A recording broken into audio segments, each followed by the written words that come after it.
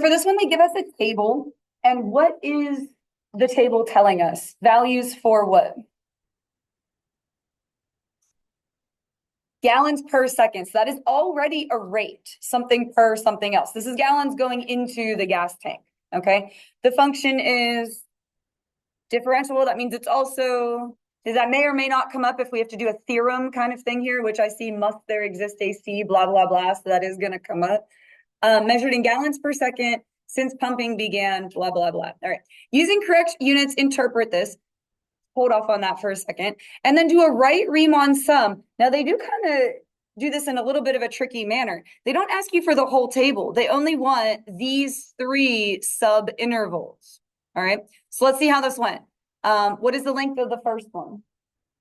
30. Good. And then it's a right Riemann sum. So that would be 0.15. Good job. Plus the next one, also 30, and then 0.1. And then the next one is not 30. So 15. Good job. And then 0.05. That was worth 2. So if you got that, give yourself 2. It's 1 for the format of it, and then 1 for the right numbers. But usually you get both if you get that. We're working the tests in backwards chronological order. So we did last year's test and they asked for a left sum. 2023, they asked for a right sum. They tend to cycle these things. So what do you think they may ask you guys for? Maybe a midpoint or trapezoidal. Okay, I'm just letting you know. They could do left or right. I don't know. But I'm saying they do tend to cycle those kinds of things. All right, so it's 2 for that. Now it's 1 for this interpret the meaning of. This is a rate. We're doing an integral. So that takes you from a rate back to just what? The amount. So we would say this is amount of gallons into the tank. And then you have to say one other thing. Amount of gallons that go into the tank from 60 to 135 seconds. And so that was worth a point. Part B was tough. This is a theorem. However, I think it's only worth 2. I remembered that one. I'll have to pull up the scoring guideline for this one, but I think it's only worth 2. And you can get 1 out of the 2 if you stay calm enough to realize what's going on. So must there be a value C from 60 to 120? So we're looking from here to here, and I'm circling something else here, such that the derivative equals 0.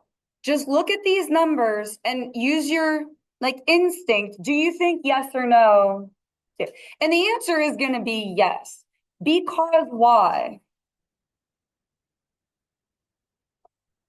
Yeah, these are the same, and we are going to mention that too. But do you see how these are both 0.1? So if you were to connect them, 0, looking for a very important word here. Slope. Good. Okay, we're going to do a slope. Don't be too proud to write down your points. I'm going to come down and write this one here. We're going to have 60, 0.1. And then 120, 0.1. And we're just going to do a slope for those, which would look like this, and show that it equals 0. Even if you don't write a sentence at all, if you do that, you get a point. So if you stayed calm enough to go, oh, it should be slope, or if you said, oh, calculus basically means slope, let's do a slope. Or if you were like, hey, Ms. Cole told us if we forgot what was going on to at least do a slope, you'll get a point. Okay. Now we're going to mention, since f of t is differentiable, it is continuous. On your actual AP exam, write out the words differentiable and continuous because I'm not 100 on that one. Yeah, well, differentiable is going to be on the paper, so you can see that, or on the computer screen. Yours is going to be digital. And I believe in you. I think you can spell continuous. But as a poor speller myself, they're not going to grade your spelling. Okay, because people from other countries and different languages take this too, and they have to let that go. Okay, but I don't know if they take diff and con as abbreviations, so attempt to write out the whole word. All right, and then we need to mention yes is our answer, and what theorem. So do you know what theorem this is? Is not IVT, because we're not saying that something is in between. Mean value, saying the slope is 0. So since function is differentiable, it is continuous. So by mean value theorem, and now I'm going to just repeat the prompt. I'm going to start right here and just repeat this. There is a value C in between 60 and 120, such that, which makes you sound really smart, f prime of C equals 0. So if you at least found a slope, you would get a point. I've coached you and coached you on this. I think you're going to get that part. And then basically just repeat the question. Let me see if that was worth 2 or 3. Let me share my screen real quick. We'll go to the scoring guideline. The first one is 2 points for the Riemann sum and 1 point for the sentence. This one, yeah, it was only worth 2. Which I kind of like, because if you got the slope, you got a point. If you couldn't get the sentence, you only did 1. You know what I mean? It wasn't worth like a boatload of points or anything. It sounds like you made a good effort. All right, so let's look at C. I think we're going to need the calculator for this one. Yeah, and again, they're not going to give you a nice function. So the rate, again, something per something else, gallons per second, can be modeled by this awful thing for 0 to 150. Find the average rate of flow of gasoline. That sounds like they're asking for a slope, but it's not an average rate of change. This is super mean how they worded this. It says the rate of flow, and then they want the average rate of flow. Replace rate of flow with anything else. Instead of rate of flow, it could be about bananas, average bananas. Do you get what I'm saying? Elephants, average number of elephants. They're asking for an average value. Okay, so it is going to be integral from when to when. 0 to 150, but to make it an average, what do you stick out front? Yeah, 1 over 150. You don't have to put the minus 0. I like to put them both to show that these match, and then g of t dt. And then you would put that in the calculator. I'm just going to look up what it was. Let me share my screen. Let's see how many points it was worth. It was a point for writing out the formula, and then for the answer, it comes out 0.095. So maybe at some point, if you didn't get more practice putting it in the calculator, typing is a skill you're going to need. So that was worth 2. You get that though? Nice. Good job. I think that was horribly confusing because the thing they were talking about was rate of flow. And so when they say average rate, your brain goes average rate of change. Oh, that means slope. Do you get what I'm saying? Like that was really mean how they're mean. It was evil how they wrote that. There's an average value. Did you get this too? The point too. Good job. All right, last part. I'm going to have to do this one down here to have space. So using that same model, find g prime of 40. Let's review how to type this. Let me go to my calculator here. I'm not running into lunch, am I? No, I'll be able to finish this. So what I'm going to do is type the function literally exactly like it looks. While I am typing this, your job is to make sure I don't mess it up. Am I good so far? Good cosine, another parenthesis. E over 120 close parenthesis squared close parenthesis. Right. I'm gonna come down here. They ask for g prime of 140. Boom, that's the answer. That's all you've got to do. You type it in, you type g prime of, what if we wanted just g of 140? Then I would come back here and just rid of the prime. Do you see what I'm saying? Like that's how easy that is. All right, so we're gonna say, did they say, no, they didn't say any calculations or anything. All right, just g prime of 140 equals negative 0.004. Let me stop sharing so you can see that there. Did anyone get that one? That should have been okay unless you mistyped something. Now they do ask for something else. Interpret the meaning of that. G of t is already a rate. The units are what per what? Just go back, it's written on there. Gallons per second. We just did a derivative of that, so it is now gallons per second, or gallons per second squared, okay? So we are gonna say the rate is increasing or decreasing. What do you think? Yeah, good, decreasing, because that's negative. The rate is decreasing 0.004 gallons per second squared, and you have to say one other thing or you won't get it. At time 140 seconds. I think that was a point for the numeric answer and a point for the statement, but let me just go back to it real quick and yes. Now, even if you had trouble writing sentences, I'm going to give a pep talk to end it. Even if you couldn't get the sentence, I believe you could get that. That's worth a point. If you remembered to do a slope and show that was 0, you would get a point. I think this one was hard, is my opinion.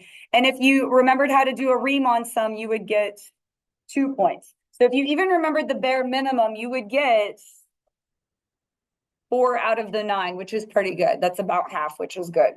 Okay. Thing. So flipping over, what do they give you for this one? Yeah, VFT, velocity in, that's going to be something per something. Meters per second. All right, so we've got meters per second. This guy, Steven, is swimming back and forth laps on a pool. So letter A, find all times from 0 to 90 when he changes direction. So what I'm going to do is come over here, type in V of t. And again, when I do this, it's your job to watch and make sure I don't mess it up. If I type anything wrong, the whole thing is wrong. And again, this is not a nice function. So it's worse. Now, what you need to do is change your window to the correct interval. So I'm going to hit this little wrench over here. What do we want for x's to be? We want this x-axis to be what? 0 to 90. Then you can change the y's you want to. I had some people yesterday, theirs was like from negative 200 to positive 200, and they couldn't see their graph because it was super tiny. I can see this pretty well here, but if you wanted to change that, you could make it like -3 to +3. You can fiddle with that as well. They didn't give you specifications for what. Okay, where on here am I going to click? We want where he changes direction. Okay, right there. So 50, did we get 56? That by itself was worth the point. I will go to the scoring guidelines in a second. Oh, hold on. I was sharing my screen. Good. I was like, I hope that showed up on the video. So all the times at which he changes direction, give a reason for your answer. So we're going to say time 56 seconds because, and why did you pick that one? Because velocity does what? Yep. Now you can say changes positive to negative, or you can even just say changes sign there. Because we didn't need it to be specifically from if you wrote that, that's totally valid. But we didn't need it to be from this to this, just that there was a change. He, turned around. So time 56 because velocity changes sign there. Let me share my screen and we'll go to the scoring guideline. See what they say points are for that. So considers the sign of V of t and then answer with reason. So basically, if you set equal to 0 and time 56, you're going to get a point. And then if you write the sentence, you're going to get a point. So if you got that, give yourself 2. Good job. We're off to a good start. All right, letter B. Find Steven's acceleration at time 60. Show the setup for your calculations. What they want you to do is show how you get from velocity to acceleration. There's not a whole lot to that. How do you get from velocity to acceleration? Yeah, it's prime, right? They want you to link the two together. So they want you to write v prime of, what is the number there, 60? Is going to give us the acceleration at 60. Now, I have a feeling I know what you're going to ask, because my other class did too, and we went through the scoring guideline line by line, so I have the answer for you today. If you wrote v prime of t equals a of t, you will get it. So they will give you that, which is very good. So I'm going to share my screen, go back. You have to link them in some capacity. They want to see you link those. I already have that typed in. I'm just going to go to the next box down and type v prime of 60. Your answer is negative 0.036. Now, there was something else there, though. Kind of like there's already parts of the question, and then there's parts of the question. What else do they want? Oh, is Steven speeding up or slowing down at time 60? You have to look at both what and what. Velocity and acceleration. So we just found acceleration at 60 was negative. We're going to get velocity at 60, and you don't even need to say what it actually equals, just whether it's positive or negative. All I'm going to do is delete the prime mark there. Do you see that? Got v of 60. Positive or negative? Negative. So I'm just going to say is negative. You can write the actual number if you want to, but if it's wrong, then guess what? It's wrong, all right? So our sentence, we're gonna say, Stephen is what? Good job, you guys have got that. Stephen is speeding up at time 60 seconds. You have to mention that. Because why? Why did you say speeding up? That's correct. And you have to say velocity and acceleration are same sign. Velocity and acceleration are same sign there. Cool. Let's see what that was worth. So part B is 3 points. For getting the negative 0.036 with the setup, no. Getting the setup, linking velocity and acceleration, saying V prime equals A in some capacity. And then, wait, did it say to include units? Did I not read that? Oh, it does say units. Whoopsie, I'd have lost a point. What are the units for our acceleration? Yeah, meters per second squared. Okay, so sorry. It was a point for getting this number with the setup. So a point for both of those things, and then a point for the units, and then a point for this sentence. So it was worth 3. All right, part C. Find the distance between, this sounds more complicated than it is. I'm remembering this now. Find the difference between Stephen's position at time 20 and his position at time 80. I'm just gonna throw the question out. What'd you try to do? It's not actually that much.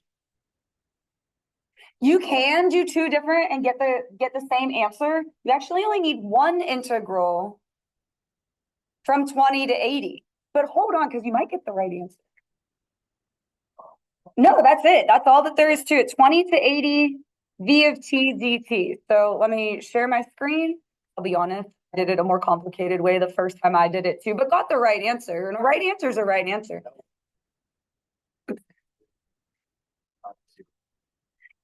I think that's what I did too. I don't know. I did something that was more complicated. And then when I looked at the scoring guideline, I was like, oh, I could have done that.